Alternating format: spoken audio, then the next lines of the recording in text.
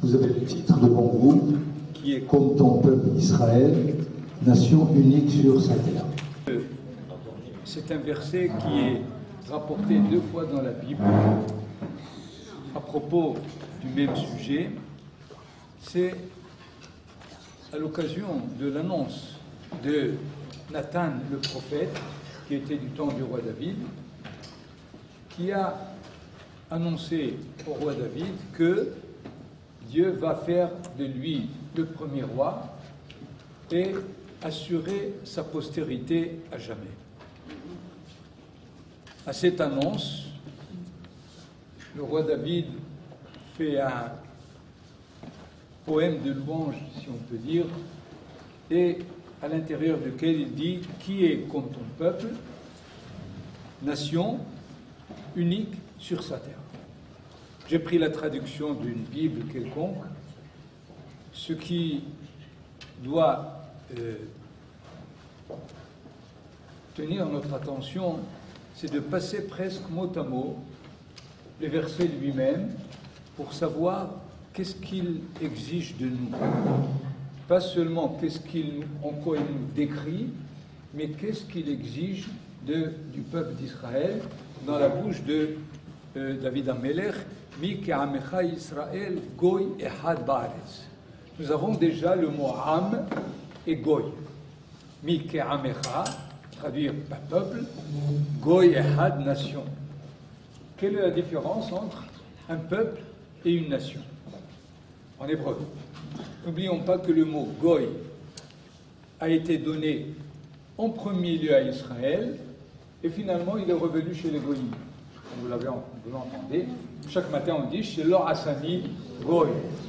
Or, nous avons été les premiers à être appelés goy. Bon vous l'avez dans le texte, Ken. C'est bon à savoir, je dis. Ah.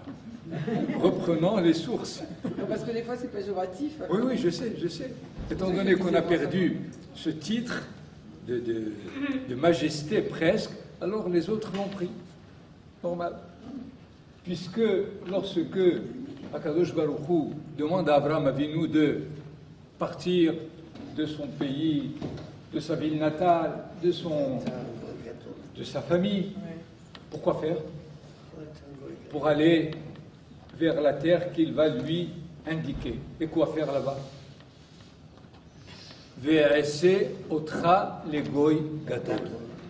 Pas seulement un goy, mais un grand. Un grand goy, 3 mètres. D'accord, il ne l'envoie pas en Israël pour qu'il soit un prophète, pour qu'il soit un juste, pour qu'il soit un saint, pour qu'il soit un philanthrope, pour qu'il soit tout ce que vous voulez, ça ne l'intéresse pas. Ce qui l'intéresse, c'est de faire de lui une nation, pas un peuple. Nous sommes en train de voir la différence entre les deux. Goy, ça vient d'ailleurs d'une racine aussi qui est guéé, orgueilleux. Pas orgueilleux dans le mauvais sens du terme, mais fier. Il est fier de son identité, du rôle qu'il remplit. Le am aussi, prenons en hébreu, on dit des braises qui vont s'éteindre presque. Donc on appelle gehalim romemot. Romemot, c'est-à-dire très très bas. Donc, a priori, la nation inclut le peuple. Le peuple est défini surtout par des intérêts communs, des intérêts économiques, de sécurité, tout ce que vous voulez. Mais la nation, elle a un projet à réaliser dans son histoire. Donc, la nation, évidemment, est représentée beaucoup plus par les leaders, par les chefs qui la dirigent, et ils prennent le peuple, évidemment, avec eux pour lui indiquer le chemin. Donc c'est pour cela que David Amelech dit « Mi ke'amecha Israël », le peuple qui est là, qui n'est pas encore formé comme il le faut, « Goy ehad ba'aretz ». A priori, traduction, nation, unique, sur terre. Certainement qu'elle est sur terre. Elle ne peut pas être au ciel. Que veut dire aussi Goy Ehad? un peuple unique. En quoi est-ce qu'il est unique? Tous les peuples, chacun est unique dans sa définition. C'est pour cela qu'il faut plutôt traduire, pas unique, mais unitaire. Je vais essayer immédiatement de voir la différence entre unique et unitaire, exactement dans ce qu'on répète chaque jour, 2 fois par jour, Shema Israël, Adonai Eloheinu, Adonai Echad. Lorsqu'on dit Adonai Echad, qu'est-ce qu'on veut dire? Certainement pas un. On n'est pas à ce niveau. On n'est pas les monothéistes comme les autres. On ne va pas dire au monde, ah vous savez, il y a un seul Dieu. Mais on le sait. Alors qu'est-ce qu'on leur dit dans Hachem Echad? Même pas Dieu unique. Parce qu'il ne peut être unique que s'il est le vrai. Alors qu'est-ce qu'il faut traduire? Et surtout, bien réfléchir et penser au sens de Echad dans ce verset. Echad, ça veut dire unitaire. C'est-à-dire, là où tous les paradoxes, où toutes les antinomies, où toutes les absurdités, où toutes les contradictions retrouvent la source. Ils retrouvent une source unique, alors que dans la réalité, nous sommes dans un monde duel. C'est d'ailleurs pour cela que lorsqu'on lit le schéma, on met la main sur les yeux. Pourquoi? Pour ne pas voir la diversité. Pour ne pas voir quoi? Pour aller à l'intérieur de soi, peut-être. L'intérieur de soi, on peut aller sans. C'est que dire cette unité de Dieu devant un monde duel, c'est difficile. Alors on vous dit, fermez les yeux un instant. Prenez un instant où vous ne faites pas attention à ce qui se passe. Essayez de déclarer cette source unique pour laquelle on dit Hachem Echad. Donc revenons à Mi ke'amecha Israël goy echad ba'aretz, qui est comme ton peuple Israël, une nation qui se charge de l'unité dans le monde. Par contre, ce n'est pas un peuple unique ou un, mais un peuple dans le sens de chargé de réaliser l'unité sur terre. C'est ça le Echad, aussi bien dans le verset du Kiryat Shema, aussi bien dans ce verset qu'on cite, ce que d'ailleurs la grande assemblée de Ezra a institué dans la tfila de Minha de Shabbat. Celui qui se rappelle, qu'est-ce qui est écrit là-bas? Ata Echad, Shimcha Echad, Mi ke'amecha Israël, Goy Echad. Donc, ils réunissent ce Echad de toutes parts pour ne pas que l'on croie qu'il s'agit d'un peuple unique, d'un peuple. On commence à faire évidemment tous les éloges de ce peuple, et finalement, on a raté le vrai sens du mot Echad. C'est pour cela que je ne vais pas faire l'apologétique d'Israël, je laisserai ça à plusieurs écrivains, des auteurs, des chefs d'État, des poètes. Mamache, si vous permettez, Mamache, 1 minute, dans les écrits de Blaise Pascal. Vous les avez ici, page 1195, et qui veut se référer, c'est 3 feuilles énormes sur le peuple juif, sur la Bible, et il dit par exemple, la rencontre de ce peuple m'étonne et me semble digne de l'attention. Dans cette recherche, le peuple juif attire d'abord mon attention par quantité de choses admirables et singulières qui y paraissent. Je vois d'abord que c'est un peuple tout composé de frères, Halvaï. Et au lieu, c'est Pascal qui le dit là, et au lieu que tous les autres sont formés de l'assemblage d'une infinité de familles, celui-ci, quoique si étrangement abondant, est tout sorti d'un seul homme, étant ainsi tous une même chair et membres les uns des autres, composent un puissant état d'une seule famille. Cela est unique. Par contre, je ne continuerai pas. Le texte est très très long et vous voyez comment est-ce que les goïms nous voient. Par contre, il n'est pas le seul. J'ai ici 4 pages de références à des écrivains, à des publicistes, à des journalistes, Churchill lui-même, il a écrit des phrases merveilleuses sur le peuple juif. Vous voyez comment on nous regarde. Il n'y a pas que des antisémites, sachez-le. Seulement, il faudrait là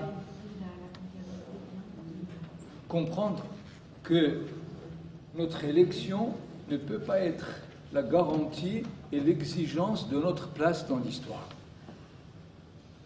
Je vous lis là un texte de Manitou, dans La parole et l'écrit du 2e tome, page 128.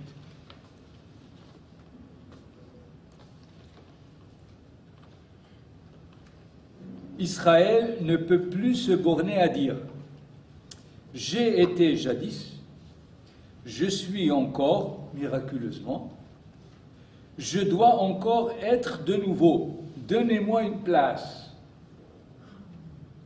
On ne peut plus le dire, sachez-le. Non, on y est. Non, on veut devenir. On y est de force, pas de gré. On a tenu le coup pendant près de 2000 ans d'exil, au point où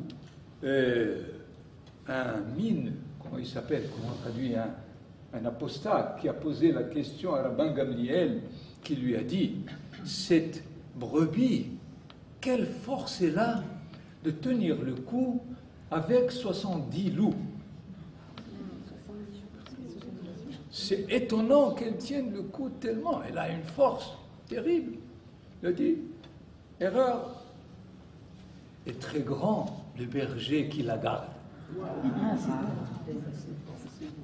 Ce qui fait, on ne sait pas de quel côté nous tenons notre réalité existence sur cette terre. Seulement, Manitou répète ici que ce raisonnement que tiennent absurdement des milliers de juifs, des millions d'hommes, ne peut plus convaincre l'homme du devenir. Car depuis longtemps déjà, l'homme pensant a renié l'évidence de la démonstration formelle. Ce qui fait, pour essayer de conclure entre ces différentes références, le verset que j'ai pris comme titre ne décrit pas simplement une élection d'Israël, mais il le charge d'une réalité, d'un projet qui est que Kaviachol Akadosh Baruch Hu attend depuis le jour de la création. Si on ne se met pas au travail de ce projet, on risque constamment de retrouver les mêmes problèmes, le même antisémitisme, la même division entre nous. Je vais essayer de détailler le problème lui-même pour qu'on comprenne où est-ce qu'il démarre et où est-ce qu'il risque d'arriver.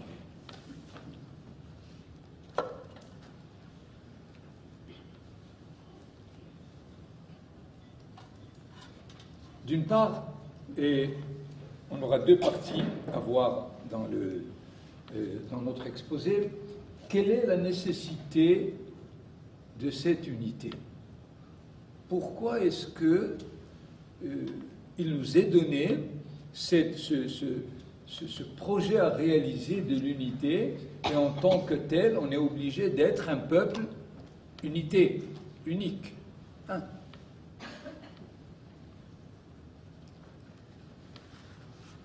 Je reprendrai une petite formule de Manitou très très jolie qui disait « Comme il y a une femme pour un homme, il y a un peuple pour un Dieu. » Donc il ne peut pas y avoir plusieurs.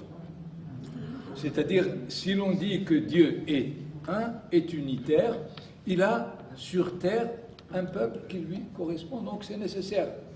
Il faut que ce peuple existe pour faire appel à cette unité que l'on déclare. Je l'ai dit tout à l'heure, on le dit à Minhad el-Shabbat, Ata Ehad, Veshimcha Ehad, Umika Amecha Israël, Goy Ehad. Donc cette unité fait image, si on peut dire, de l'unité première du Créateur lui-même. On pourrait même remonter au verset de la création de l'homme. Essayez d'écouter avec moi le verset parce que la traduction, n'importe où, est complètement fausse. Vayomer Elohim, c'est la 9e fois où le Vayomer Elohim revient dans la création. Naase Adam Betsalmenu Kidmuten. Faisons homme, Adam, Betsalmenu, à notre image. Ce n'est pas important la traduction, mais immédiatement après, Vaivra Elohim et Ha-Adam. Et Dieu a créé, pas Adam, mais Ha-Adam. Donc ça n'a pas marché. Il a voulu qu'il y ait Adam, mais il a retrouvé Ha-Adam. Et il y a ici, dans la langue hébraïque, des différences énormes, pour laquelle le Gemara dira Adam c'est tous les peuples, mais Adam c'est Israël. C'est-à-dire, il y a eu un projet, Naase Adam, et puis ça n'a pas marché. D'ailleurs, il faut bien comprendre que Adam, c'est un nom propre. Un nom propre, il n'a pas d'article défini. Je dis Abraham, je ne dis pas Abraham, Yitzhak. Alors d'où est venu le Adam? Adam, c'est Adam. C'est un nom propre, une créature avec une définition de nom. Et puis il lui est arrivé un nom commun, Adam. Ce qui fait dans ce verset déjà, il y a le projet d'Israël. Quand il a dit Naase Adam, il a voulu projeter un peuple qui va dévoiler l'unité divine dans le monde. Mais il en est sorti autre chose. La preuve, l'histoire que raconte la Bible depuis la création de l'homme jusqu'à l'arrivée d'Israël. Pourquoi a-t-on besoin de l'histoire des peuples de toutes les générations, du déluge, du Sédom Va'amora, l'Égypte? Mais qu'est-ce qu'on fait de tous ces récits? Il me semble que la Torah veut nous dire que depuis l'homme, il y a une proposition à toutes les générations, à tous les peuples, de prendre sur eux le projet Adam, le projet Israël, si on veut traduire. Et il nous raconte les échecs.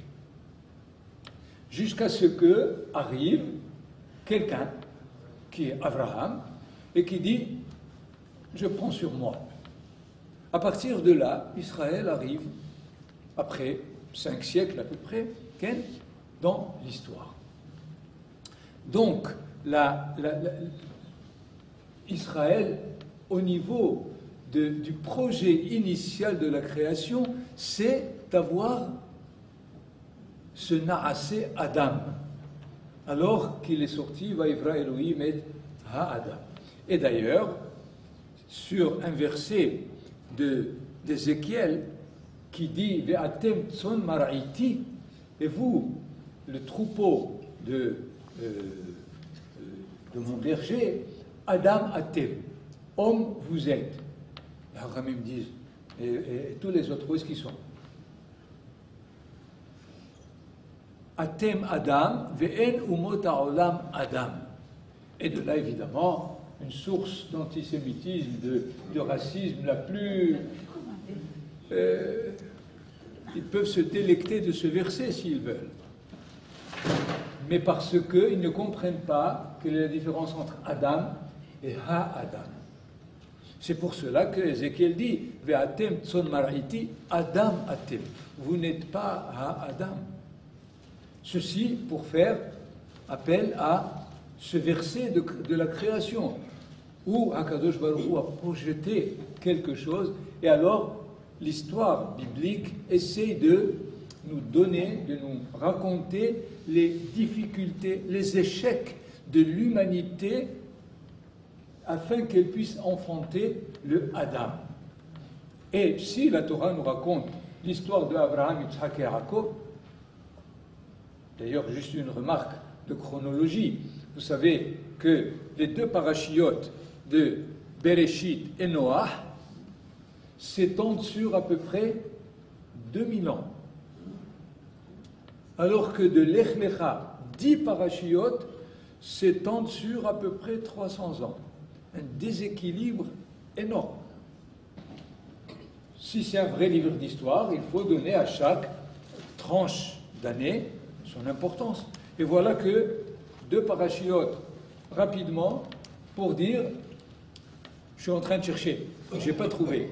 Mais dès que j'ai trouvé celui qui va prendre sur lui ce projet, là, je vais me mettre maintenant à détailler point par point quelles sont toutes les étapes qu'il va passer pour essayer de faire émerger ce peuple qui va prendre sur lui le projet initial. On prendra encore une troisième remarque à propos de la nécessité, comment découvrir la nécessité de ce peuple unitaire. C'est finalement le récit, ce qu'on appelle aujourd'hui le narratif de notre peuple, qui est l'événement de la sortie d'Égypte. Quel est finalement le sens de la sortie d'Égypte? Que doit être la signification essentielle? Est-ce que sortir de l'esclavage égyptien, enseigner au pharaon et à tous les empereurs l'interdiction d'asservir son peuple ou les autres peuples? Est-ce que être les premiers à avoir reconnu le Dieu unique et proclamé la valeur de l'autonomie humaine? Sortir d'Égypte de façon miraculeuse? Probablement toutes ces raisons peuvent être valables, mais ce n'est pas la raison essentielle.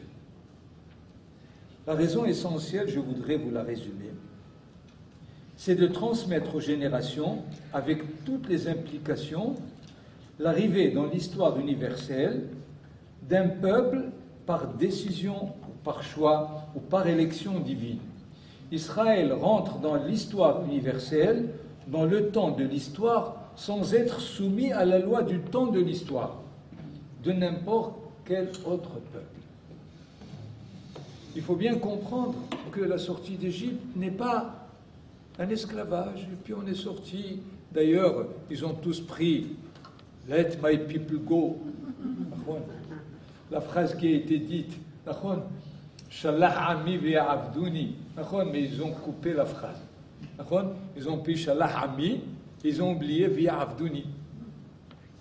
Je vais sortir mon peuple pour qu'il me serve. Ce n'est pas seulement qu'ils sortent et qu'ils soient libres de cet esclavage égyptien. Et ce peuple arrive de façon miraculeuse. Pourquoi a-t-on besoin de miracles pour sortir d'Égypte? Dieu n'a pas une autre façon de procéder. C'était nécessaire.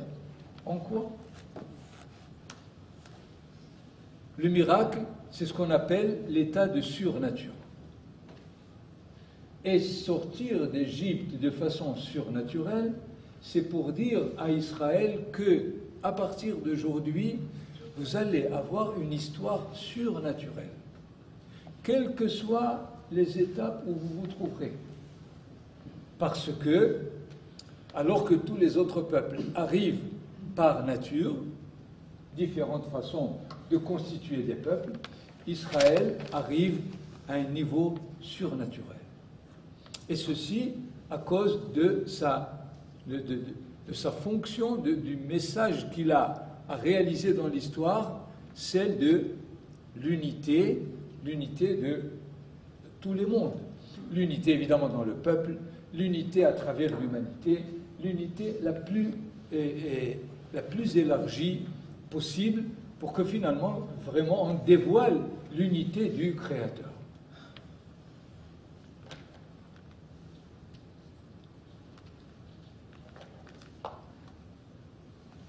Comment est-ce qu'on réalise cette unité? Il est nécessaire de savoir quels sont les outils qu'on a pour arriver à la réaliser. On ne peut pas la réaliser de n'importe quelle façon. Je voudrais une première remarque pour revenir encore à la façon dont la Bible raconte l'histoire. Finalement, on se rend compte que la Bible, le Tanakh, plutôt les 5 livres, les Hamisha Humshe Torah, et enchevêtrent en même temps des événements historiques et des mitzvot. Si la Torah avait essentiellement comme but les mitzvot, elle aurait fait 2 parties. Il y a l'histoire qui se passe, comme les livres d'histoire, et il y a les lois à réaliser, les mitzvot à réaliser. Or, on se rend compte que on fait des tranches d'histoire et puis une mitzvah qui arrive. On fait une autre, il y a 20 qui arrivent. On avance encore un peu plus et d'autres mitzvot arrivent. Quel est l'enseignement de base que la Torah veut nous transmettre à travers cette façon de raconter les événements et de leur raccorder une façon de se comporter? Il me semble que, je le répète plusieurs fois pour ceux qui m'ont entendu, pour être un homme de vertu, pour être un homme de valeur, pour être un homme moral, on n'a pas besoin de Torah.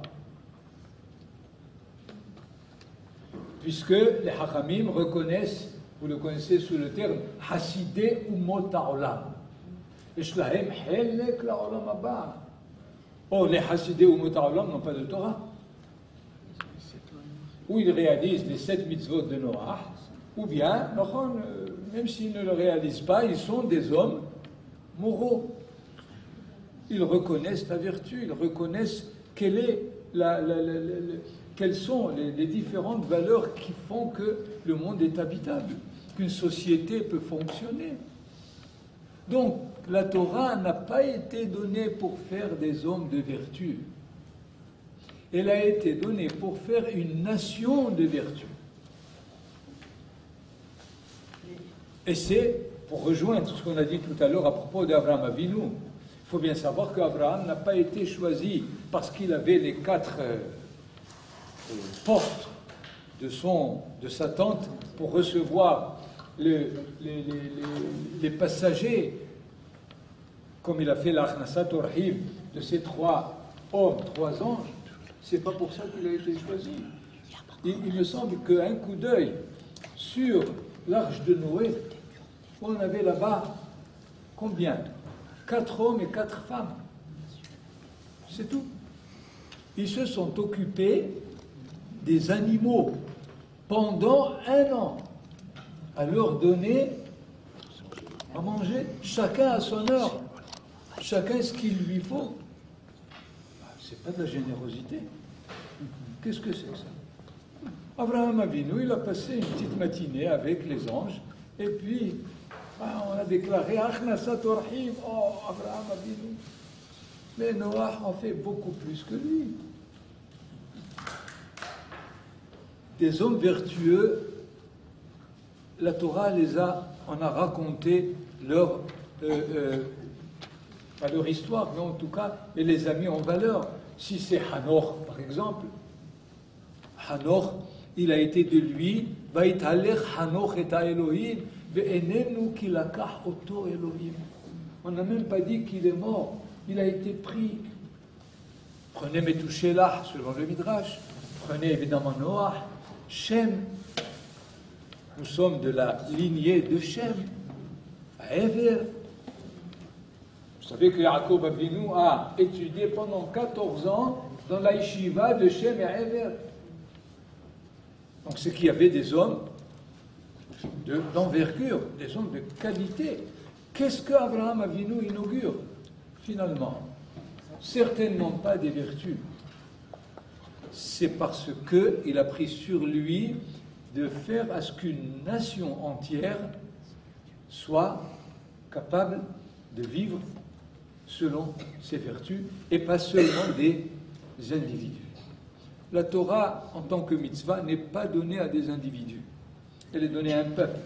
C'est pour cela que la Torah raconte les événements qui sont les éléments fondateurs de l'identité d'Israël.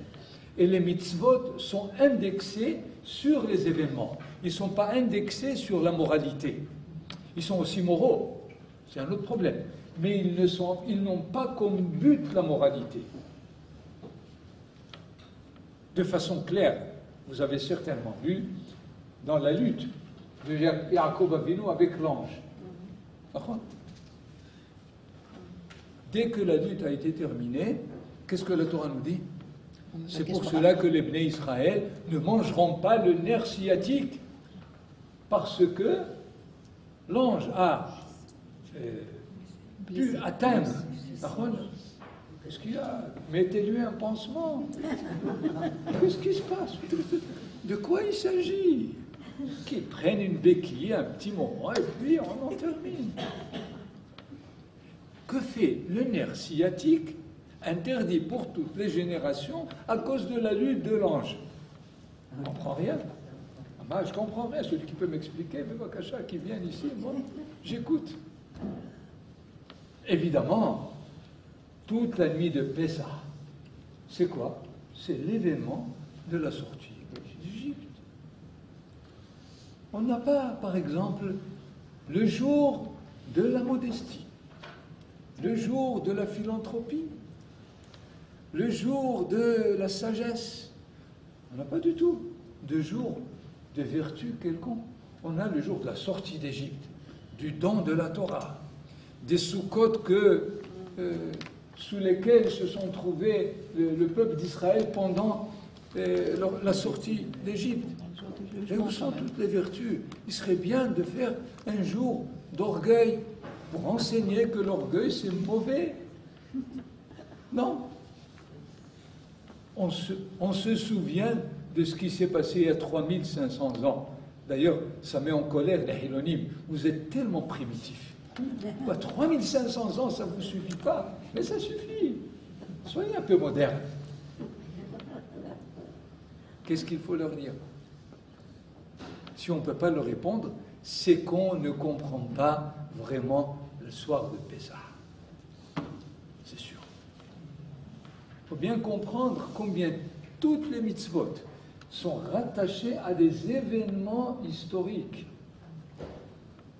Je vais vous donner une interprétation du Shla HaKadosh qui dit pourquoi il ne faut pas mélanger le lin et la laine. Qu'est-ce qu'ils ont? Ils ne peuvent pas se tisser ensemble. Non. Il nous dit, reprenez l'histoire de Caïn et Hével. Caïn a tué Hével. Mais avant ça, chacun a apporté une offrande. Le Midrash nous dit que l'offrande qu'a apportée Caïn, c'était des graines de lin. Alors que Hével a apporté l'animaux qui sont couverts de laine. Depuis ce jour-là, on ne peut plus joindre la laine et le lin parce qu'il nous rappelle le meurtre, le premier meurtre de l'histoire. Vous voyez comment donc le Shla rattache une mitzvah qui nous paraît complètement énigmatique à un événement historique. Et toutes les mitzvot sont rattachées à l'événement historique. Ce n'est pas sans raison. Le fait que le premier des 10 commandements, c'est quoi? Anochi Hashem Elohecha asher hotzeticha me'eretz Mitzrayim. Dieu aurait pu montrer sa carte d'identité sous différentes formes. Je suis celui qui a créé les cieux et la terre, celui qui dirige l'histoire, celui qui fait pousser ce qu'il faut pour nourrir toute la... Non. L'événement de la sortie d'Égypte. À partir de là, je vais vous donner les mitzvot. C'est-à-dire, si on comprend la sortie d'Égypte, comme la Torah le veut, on peut comprendre les mitzvot, pourquoi elles doivent être réalisées dans leurs détails. Sinon, on devient ce que j'appelle un mécaniste, ou un mécanicien des mitzvot. Des fois, on oublie tellement la signification originelle qu'on se trouve en porte-à-faux avec la mitzvah de la Torah elle-même. Si il y a un soir de Pessah. Finalement, Pessah, ça doit être le jour de l'indépendance. Qu'est-ce que c'est le jour de l'indépendance? C'est la déclaration de l'État. Mais on a eu déjà, il y a 3500 ans, la déclaration du peuple. On est sorti comme un peuple. Donc, Pessah, c'est la fête de la nation. C'est devenu aujourd'hui la fête de la cacheroute. Voilà, c'est terminé. Tout oublié de l'autre côté. Encore, je suis pour la cacheroute, mais pas pour celle qui divise le peuple. À Pessah, c'est la fête où on est le moins invité chez l'autre. Parce que lui, il ne mange pas le riz, et lui, il ne mange pas les kitliotes, et moi, je mange ceci. Vous comprenez combien donc le fait de perdre de vue l'objectif de la Torah dans la mitzvah fait qu'on se retrouvera un jour exactement dans la direction inverse de ce que la Torah nous demande, alors qu'on fait la halakha, on fait ce que le Shulchan Aruch a dit. Comment? C'est pas possible. Regarde, je vais dans le plus petit détail. Le Shabbat. Baruch Hashem, on le réalise avec tous les petits détails de ne pas déplacer, et le thé dans le deuxième verre, le troisième verre, puis quatrième verre. Et finalement, pourquoi faire le Shabbat? La Torah nous dit qu'elle a donné le Shabbat parce qu'on est sorti d'Égypte. Quelle relation? Qui a relié Shabbat à la sortie d'Égypte? Le Shabbat, a priori, aurait dû être gardé par toutes les nations.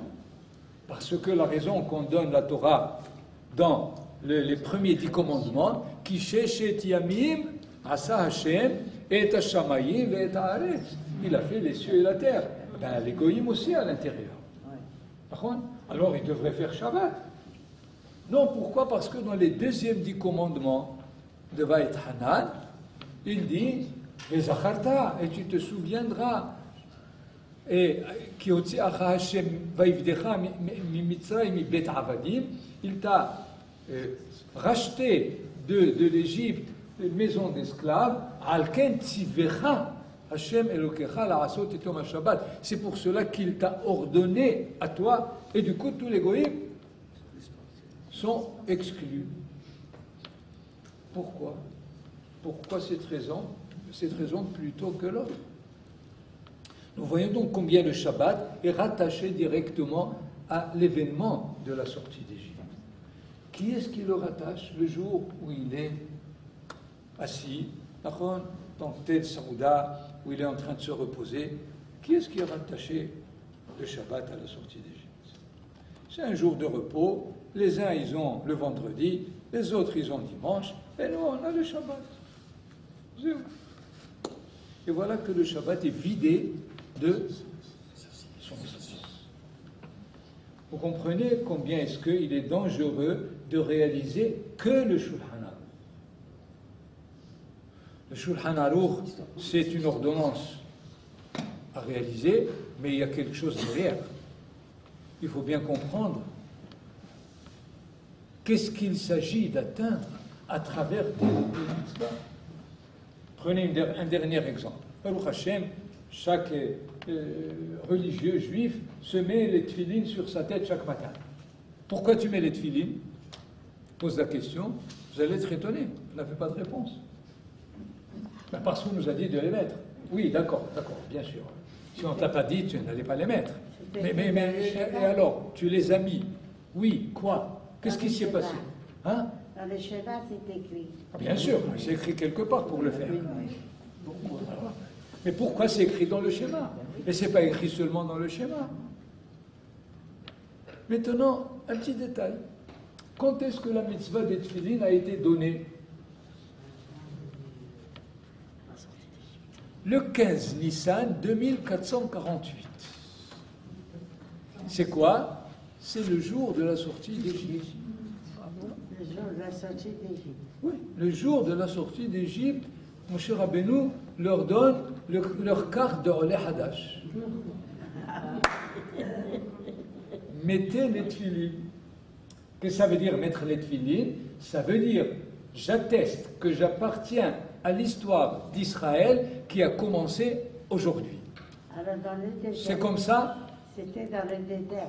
bien avant, avant même de traverser la mer Rouge, certainement pendant le désert. Mais le premier jour de la sortie, Nahon prenait, c'est la paracha qui est écrite d'ailleurs. Les 4 parachiotes qui sont dans les tefilines, c'est la paracha du jour de la sortie d'Égypte. Qui est-ce qui met les tefilines et qui se rappelle de la sortie d'Égypte? Je n'ai pas encore trouvé. Vous comprenez qu'on risque de réaliser les mitzvot sans leur donner leur but. C'est-à-dire mettre les tefilines chaque matin, c'est se remplir d'une fierté tellement grande d'appartenir à un peuple qui est sorti d'Égypte et qui fait son histoire. C'est le minimum de la kavana, de la sortie, de la mise des tefilines sur la tête et sur le bras. Il faut éviter de techniser, de technologiser la mitzvah elle-même. Il faut essayer constamment de savoir vers où, qu'est-ce que je fais avec cette mitzvah. J'arrêterai ici les exemples. Je voudrais maintenant essayer de voir exactement, résumer en quelques points essentiels un article du Rav Kook dans Orot d'une 20aine de pages où il expose sa théorie de l'historiosophie de l'histoire d'Israël à l'intérieur de l'histoire universelle, pour bien comprendre l'état où on se trouve aujourd'hui.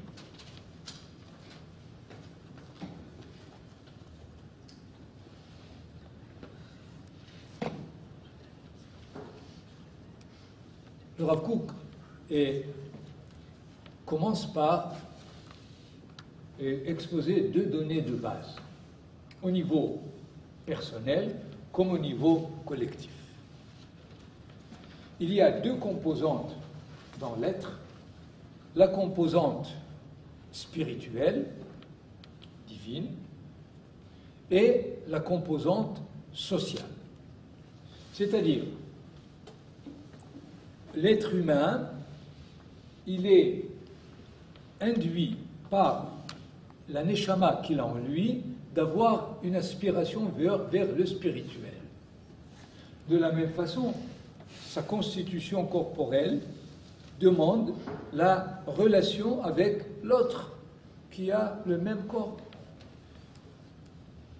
Robinson Crusoe, c'est un roman, vous le savez. Lui aussi, il a dû à la fin trouver vendredi. C'est-à-dire, il ne pouvait pas rester tout seul. C'est pas possible. Okay? Ce qui fait, il y a ici, dans chaque individu, comme dans chaque collectivité, 2 composantes qui travaillent pour réaliser l'union des 2 côtés qui sont l'âme et le corps. Donc, le niveau, le fait d'aspirer, que ce soit à la connaissance, à un idéal, à une pensée, l'exigence d'une réponse à une question, tout ceci couvre le niveau spirituel de l'individu. Par ailleurs, se préoccuper des relations sociales, de la vie comme elle doit se réaliser dans une société, c'est la 2e composante corporelle de l'individu. Le Rav Kook les voit comme un corps et évidemment une âme. La composante spirituelle, c'est l'esprit qui fait vivre le corps lui-même de la personne.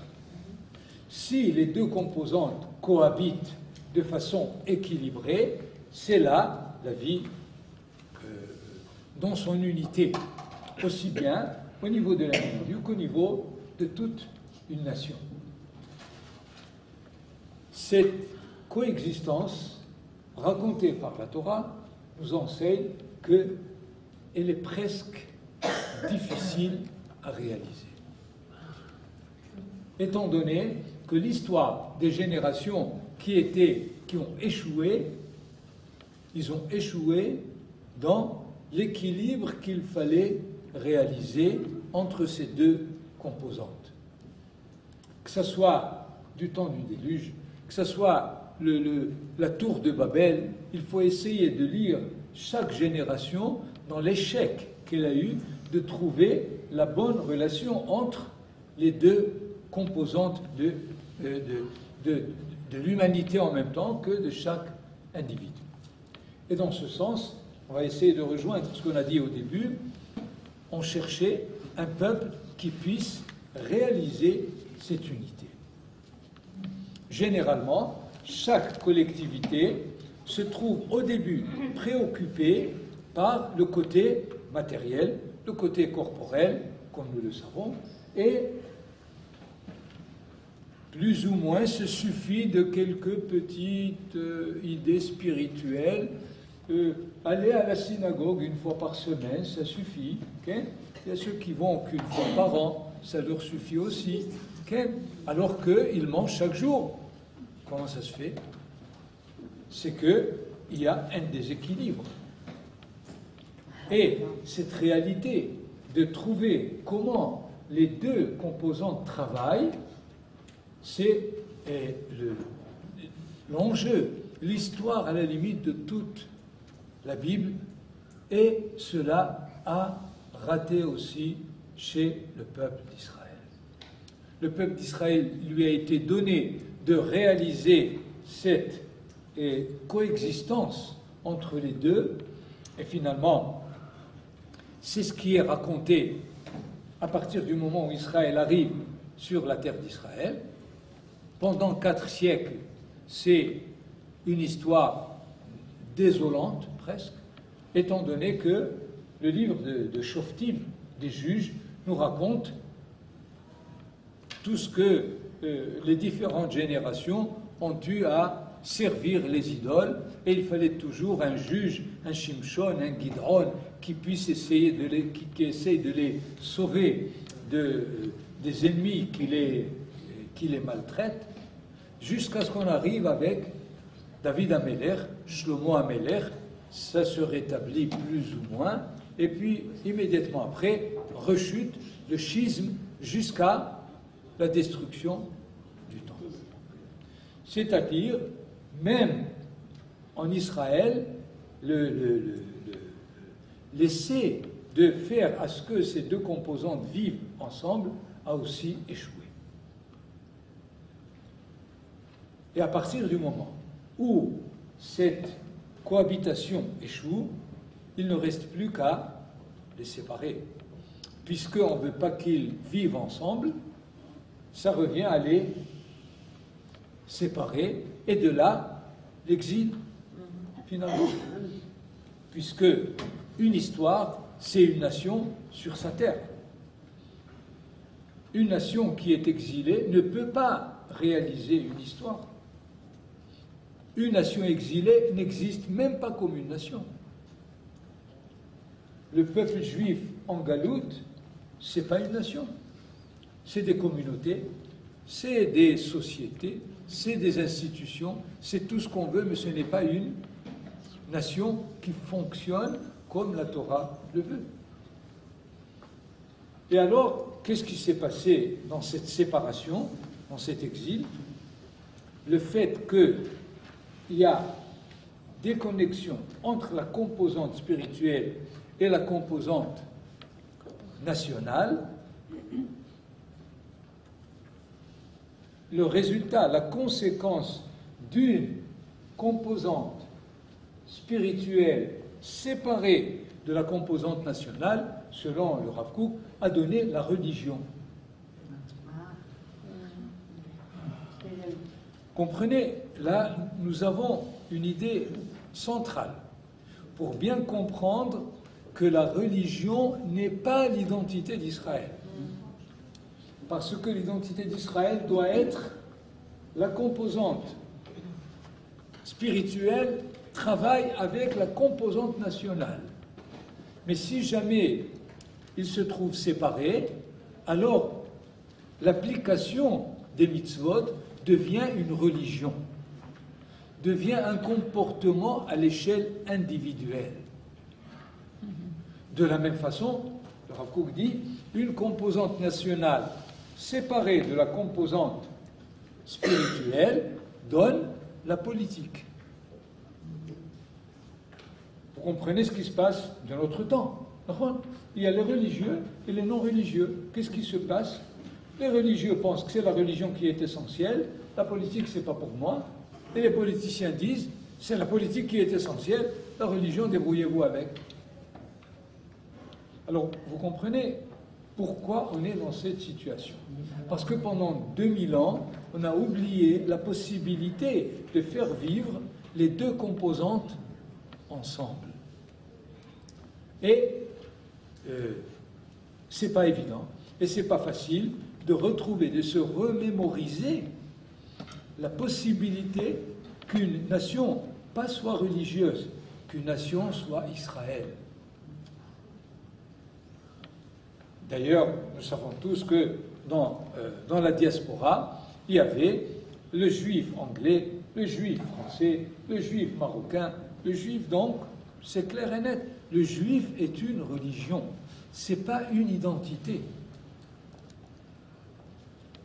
Et dans ce sens, n'importe quelle religion a comme résultat, comme conséquence, la dispersion elle-même, la séparation. Et de là arrivent les courants, les différents courants dans chaque religion. Nous savons aussi bien chez l'islam que dans le christianisme, et c'est aussi dans le judaïsme. Il y a immédiatement tous les courants, sans aller chez les réformés ni les conservateurs. Vous savez, le Bretzlever et le Gerer et le Mirer et le... Vous savez, dans le hassidisme, n'allons pas chez les Ashkénazes et chez les Sfarad, on est encore loin. Mais même chez les Hassidim, vous avez des courants, multiples courants. Qu'est-ce qui se passe? Comment ça se fait? Et très éloignés, comment? Des fois, ils se font la bagarre. Comment est-il possible? Mais c'est la même Torah. Mais ils disent tous qu'ils font la Torah. Il faut bien savoir, ils ne font pas la Torah, ils font la religion. Et la religion a comme résultat certain la division. Alors qu'une identité est définie au niveau de l'unité. Quand, même chez les goïms, si quelqu'un a l'identité, carte d'identité française, on ne lui demande pas s'il est riche, s'il est pauvre, s'il va à l'église, s'il ne va pas, on ne demande rien du tout. Il est français. De la même façon, si on était conscient de l'identité d'Israël, religieux par religieux, ça ne peut pas rentrer en ligne de compte. Parce qu'il fait partie de la nation d'Israël.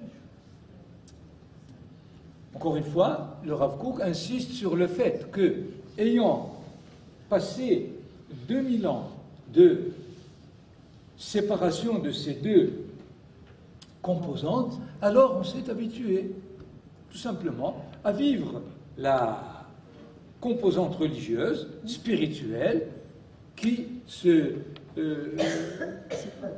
dispense de la composante nationale.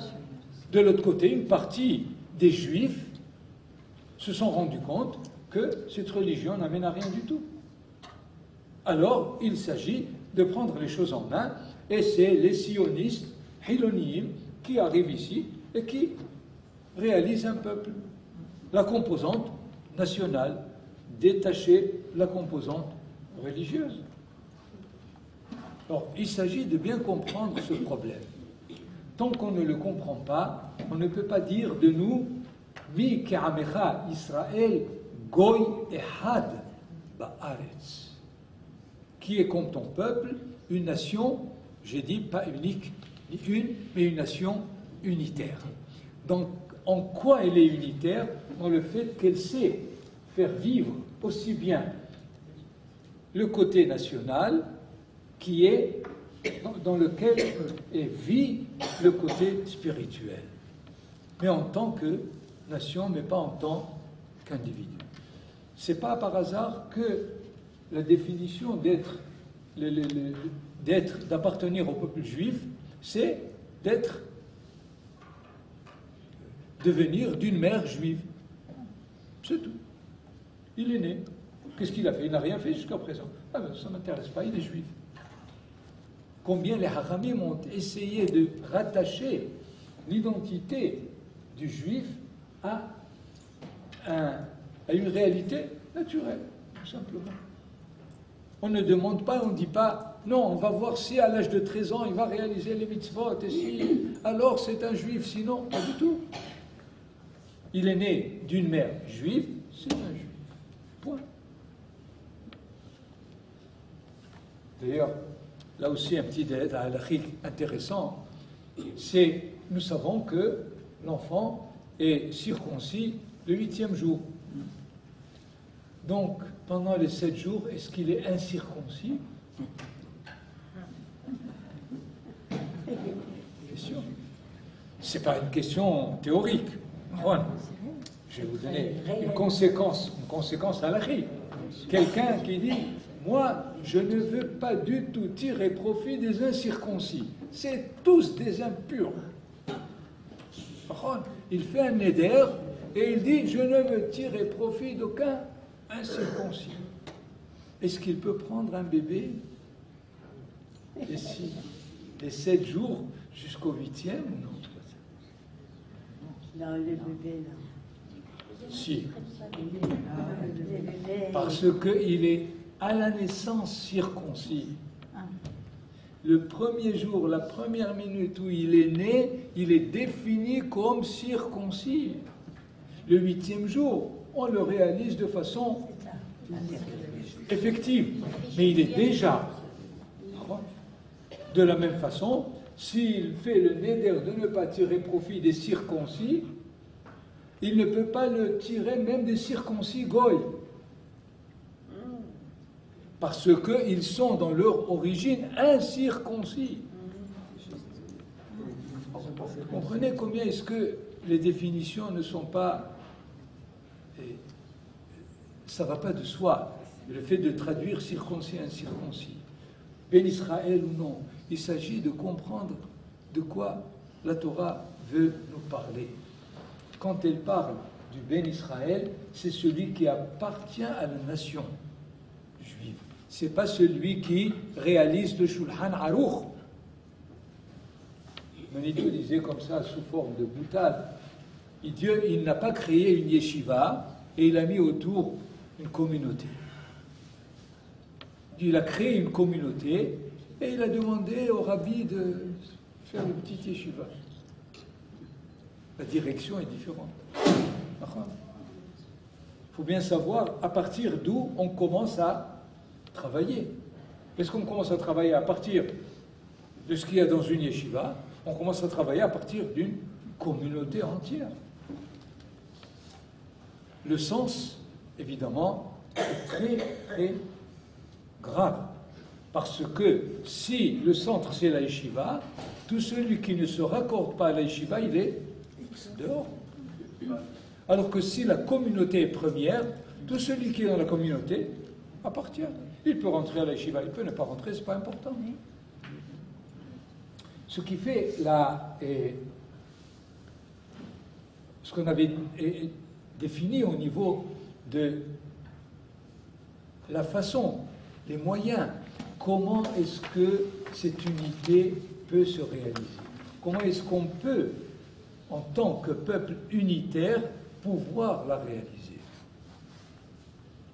Je répète encore une fois, il ne s'agit pas de brandir le titre « Nous sommes le peuple élu », donc il nous revient de Khoulou. Ça ne servira à rien. Il faut bien savoir que notre titre nous oblige à quelque chose. Et si on ne réalise pas ce à quoi il nous oblige, il deviendra probablement difficile à vivre au sein de l'humanité. Quelque part, on est responsable de l'antisémitisme. Ce n'est pas seulement les goyim qu'il faut accuser de l'antisémitisme. il faut savoir quelle est notre part dans cette relation qu'on a avec eux. Étant donné, quelque part, dans leur inconscient, dans leur psychologie, ils savent que, je reviens à une formule de Manitou, le salut vient des Juifs, et ils attendent, et si ça tarde, ils se mettent en colère. Et c'est pour cela que on peut souffrir, de cet antisémitisme que, quelque part, nous avons de nous-mêmes créé. Est-ce que jusque-là, c'est clair ce que j'ai voulu dire, surtout dans le Ehad, Goy Ehad Ba'aretz, une nation unitaire sur sa terre. C'est-à-dire, il est nécessaire de bien comprendre que notre histoire ne peut se passer que sur une terre spécifique et ne pas croire que notre mission et notre message nous obligent d'être constamment en exil. Comme ça, on pourra être à côté de tout le monde, à côté de toutes les nations, pour pouvoir être la lumière des nations.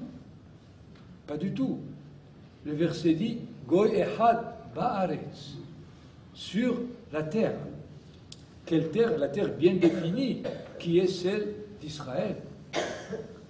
Et ce Ehad, j'essaie de résumer ici, le sens essentiel du mot Ehad, ça veut dire chargé de réaliser l'unité, et pas un peuple unique, une nation unique. Et pour cela, il est nécessaire de bien comprendre toute l'histoire, depuis le début jusqu'à nos jours, qu'est-ce qui s'est passé pour savoir où est-ce qu'on peut rattraper le projet lui-même et le réussir.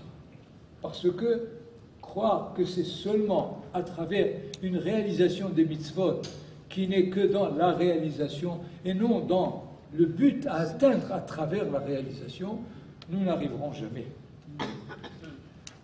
Est-ce qu'on peut dire que le but, c'est que le peuple soit sur sa terre avec comme constitution la Torah?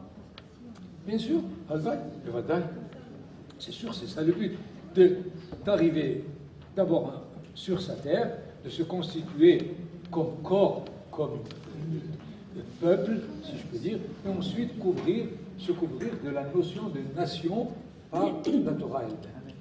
Et dans ce sens, le fait de voir qu'Israël est capable de nommer un corps unique qui représente Israël au niveau de son identité, et pas des groupes séparés sur toute la terre d'Israël. Chacun pense que c'est lui qui détient la Torah. C'est dans le mot unitaire. Pas chacun qui détient la Torah. Unitaire, c'est bien, Ken, uni sur sa terre. En tous les cas, Ken, lituaniens ou autres. j'entends pas. Tellement être Israël. Comment? Que dire, sans être manichéen, de tous ces orthodoxes, lituaniens et autres, qui tiennent tellement à être sur la terre d'Israël? Ils ont une part de vérité aussi. Même s'ils disent que c'est pas la terre qu'ils espèrent. Je vais répéter. Ils sont certainement pour la terre d'Israël parce qu'ils ne peuvent pas ne pas l'avoir dans la Torah. Mais ils ne sont pas pour l'État d'Israël. Et c'est là le problème. C'est là le problème. C'est pas être pour la terre, être pour l'État d'Israël. De travailler, de ne pas dire vous faites ce que vous voulez, moi je suis sur la terre d'Israël. C'est tout. Ça rejoint ce que dit madame, que leur État pour eux, nation, c'est la constitution faite par la Torah. Bien sûr, mais à condition, tout à fait, mais à condition de savoir que cette Torah décrit l'identité d'une nation, et pas d'une secte, et pas d'une collectivité. Ce qui fait, si les religieux étaient conscients de leur fonction, ils devraient au moins se réunir autour d'un corps qui les représente tous. S'ils le font, finalement, ils savent ce qu'est un État. Puisque que fait l'État? Il a une Knesset. Qu'est-ce que c'est qu'une Knesset? C'est représenter le peuple dans toutes les façons de comprendre le fonctionnement d'un peuple. C'est tout. Il se trouve que les Hilonim ont réussi mieux que les religieux. N'oubliez pas qu'avant 1948, il y avait ici 4 armées. Le Hetzel, le Lehi, la Haganah et le Palmah. Et qu'est-ce qui s'est passé 2 semaines après la déclaration de l'État d'Israël? On a une armée. Mais c'est un miracle. Mais c'est un miracle. Quoi? Les Juifs peuvent faire ça? C'est pas possible. Tout d'un coup. Ces 4 armées, chacun était aussi extrémiste l'un que l'autre. Donc ils ne pouvaient pas se joindre à lui. Et comment ça se fait? Voilà. Ça peut se faire. Akadosh Baruch Hu nous donne des exemples. Il dit aux religieux, regardez, voilà, il y a une armée. Pourquoi il ne peut pas y avoir une Torah? Pourquoi il y en a plusieurs? C'est ça le problème. On est d'accord, mais seulement comment constituer cette Torah qui est vraiment la constitution du peuple et pas la religion de tel ou tel individu.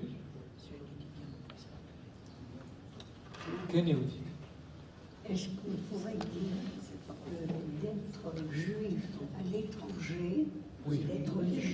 D'être religieux, c'est adorer des idoles étrangères?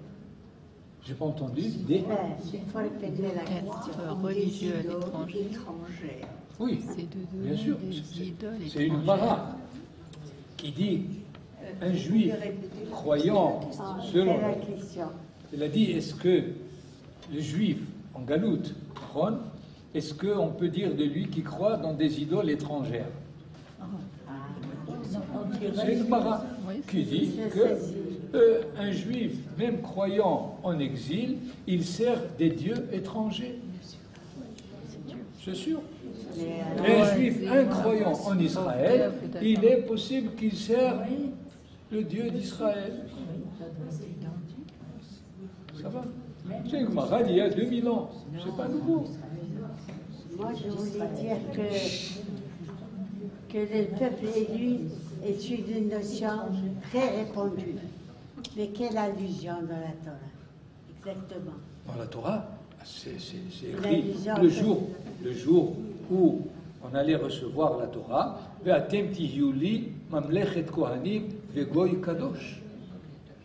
vous serez pour moi une royauté de prêtres et une nation de sainteté. C'est écrit donc. Donc il y a une raison. Ça a été déjà signé. Il y a une raison pour l'antisémitisme. Il y a une raison. Il y a plusieurs raisons. Non, en tout cas, la raison pour laquelle... Non. Écoutez, celui qui est médecin, on ne peut pas lui dire qu'il se prend pour être médecin. Il est médecin. Il est médecin. Tout simplement. S'il remplit sa fonction, il est médecin. Si le peuple juif remplissait sa fonction, tout le monde, chapeau. Mais seulement on ne remplit pas notre fonction. Ça se retrouve même au niveau familial. Si le père ou la mère ne remplissent pas leur fonction par rapport aux enfants, les enfants veulent les rejeter. C'est tout à fait normal.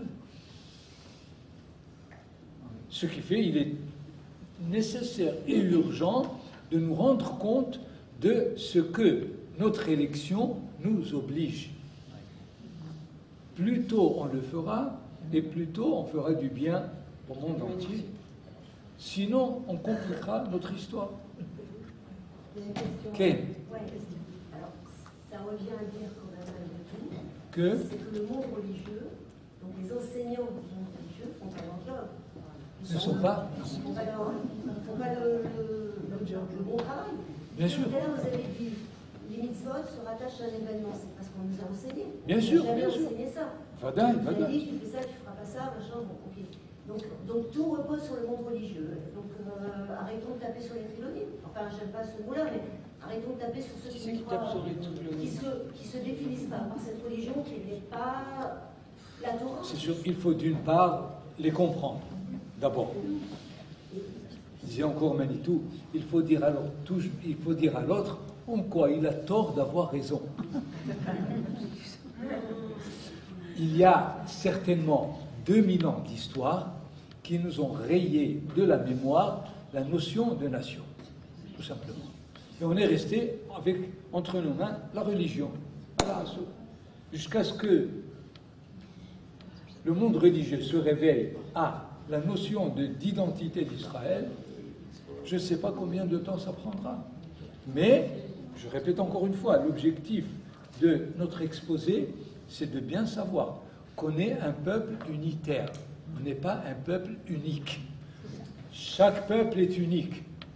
Chaque individu est unique en son genre. Il n'y a pas deux individus qui se ressemblent, c'est sûr.